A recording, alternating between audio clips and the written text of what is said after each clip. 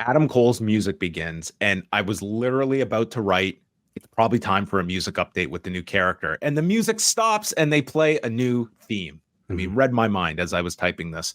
And out are the Undisputed Kingdom, all in black, including Bennett and Taven with their newly won ROH tag titles. Cole sits in the center of the ring, flanked by the group, and Roderick is telling everyone to shut up. And Cole explains, if you were surprised that I was the devil, you're either stupid or you don't know right from wrong. I'm the good guy. MJF created enemies and ran his mouth for years. And he's getting a lot of heat from the crowd, calls MJF a narcissist, and it was time for change. And in time, everyone in the back, the fans, and even Tony Khan will thank him because MJF is never coming back. He says MJF would have done the same to me as soon as he realized he no longer needed me. Cole says he sacrificed everything for this friendship, even broke his ankle for him. MJF is dead, but the Undisputed Kingdom is alive, and they are out to win gold.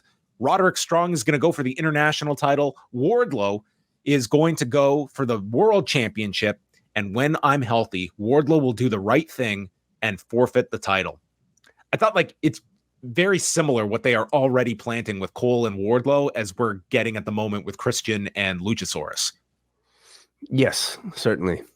Yeah. And this person is like the big man I'm taking advantage of, but I get the sense Wardlow is not going to be any sort of, bitch. I mean, he's right back to the role that got him over in the first place with MJF of being under MJF's thumb, and eventually he's going to break away from the shackles. It's true. I don't sense they'll draw it out that long. Like that was very much done to serve Wardlow as a baby face, very much like Luchasaurus, serving him as a baby face, breaking up from beneath the shackles of, the leader. This, I sense we're already at a starting point where Wardlow is a heel. I think he's going to stay as a heel. Like even upon this mention, Wardlow kind of gives the type of look to Adam Cole, almost as if to say, sure, yeah, I'll follow your plan. And then you'll see, further descent. I don't even think we'll get to that point, but I sense this one being a little bit different.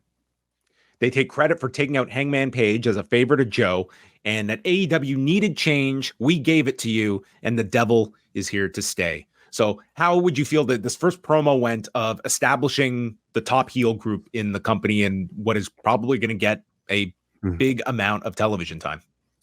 I think what I was mainly looking for is in this sort of explanation is the logic tight enough, to make this entire storyline make sense. And I feel like if we dug deep enough, I'm sure we could maybe poke some holes into this. But upon watching this, there was nothing that was screaming plot hole to me that leaves me dissatisfied with anything that they were saying. I thought Cole established that he was earnest at the beginning about his feelings towards MJF, and that they both knew that they would turn on each other sooner or later. We saw it, through several teases, principally, most notably at the end of All In. And then Cole broke his ankle, and I guess from that we can presume that he blamed Max for it, and that's when he concocted this whole devil scheme to get back at him and ruin his life. And through that, he worked with Joe to get there, including attacking Page on his request. So he's also established that he at that point he was no longer after the championship. He was simply after ruining MJF's life. And the end result of that is you have a number of people that are now going to go after this new Undisputed Kingdom group because they were collateral en route to them trying to ruin MJF's life. So they've already got built-in programs with the people that you're about to be talking about. So I thought it was a very good establisher. In a way, like we saw all these people that we were under the assumption like MJF is setting up all these different programs that somewhat revert now to this group, to the Undisputed Kingdom that you're going to see, like your Hangman Page and the Acclaimed, and like all of these different people that were somehow this whole web that was cast and who it affected. It all, this is like the true north of those programs that everyone leads back here. And you've got Cole essentially as the mastermind behind this. And that's going to be the difficult part because this is going to require a heavy presence of Adam Cole, but he is not able to do anything physically for the foreseeable future. Yeah, yeah, which can but be done and like draw that out.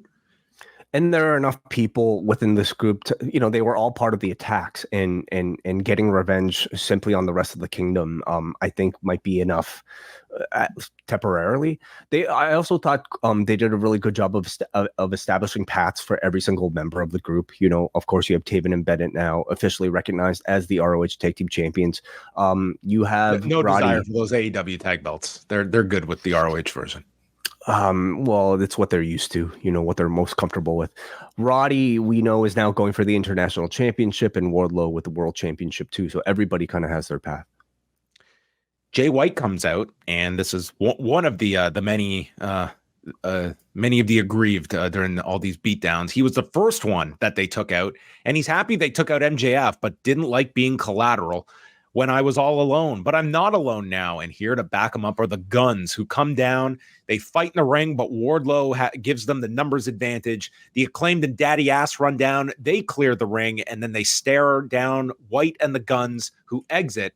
And the idea is, are the Acclaimed, Jay White, and the Guns going to be on the same page because they have a common enemy in the United Kingdom, the Undisputed Kingdom. Oh yeah. You almost caused a World War III there, John. I love this, and whether or not it was initially the plan for the Bullet Club to be rolled into this so that we could serve some sort of babyface turn for the Bullet Club, I don't know, but it's played its way towards that. I mean, Bullet Club under Jay White and Juice and the Guns, I think have already become very much baby faces, on Collision anyway. And this is a program that seems to directly will turn them into full on baby faces with a bang scissor bang with a big scissor bang in the middle of the ring between all of them. What is it? How many people are in the group? Like a 8-way scissor bang. It's going to be fantastic. Can't make scissors without a blade. So beautiful. Seems like it just seamless.